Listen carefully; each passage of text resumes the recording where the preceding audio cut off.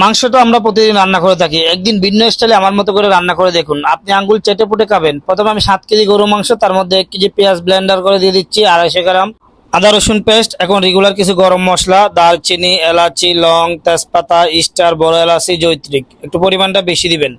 এরপরে 300 গ্রাম মতো কাঁচামরিচ ব্লেন্ড করে দিয়ে দিচ্ছি। 3 টেবিল স্পুন দিয়ে দিচ্ছি আমি এখানে জিরার গুঁড়া, 2 টেবিল স্পুন দিয়ে দিব ধনিয়ার গুঁড়া। এখানে মিক্স গরম মশলা ইউজ করবো না, সেজন্য একটু আমি আস্ত গরম মশলাটা বেশি দিব। এগুলি দেওয়ার পর আমি দিয়ে দিচ্ছি 250 গ্রাম টক দই। এখন 1 লিটার লিকুইড দুধ দিয়ে দিচ্ছি, কোনো ধরনের পানি ইউজ করবো না। এরপরে এগুলি সুন্দর করে ম্যারিনেট করে 10 মিনিট রেখে দিব।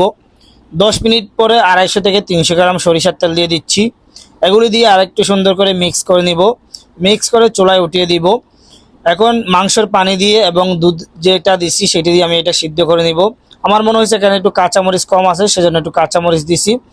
এখন আমি মাংসটা যখন 80% সিদ্ধ হয়ে যাবে, পানিটা টেনে নিবে, গ্রেভি থেকে যখন আস্তে আস্তে তেল ছাড়া শুরু করবে, এখন আমি কয়টা আস্ত রসুনের কোয়া দিয়ে দিচ্ছি।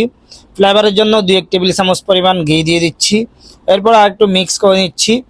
এখন নামানোর আগে দিয়ে দিব একটু পেঁয়াজ বেরেস্তা। এটা দিয়ে আরেকটু নাড়াচাড়া করে মাংসটা 100% সিদ্ধ করে নিব। ভাই, রেসিপিটা দেখে একবার বিশ্বাস করে বাসায় রান্না করে দেখুন ভাই, আপনি আঙ্গুল চেটে পুটে খেতে বাধ্য হবেন।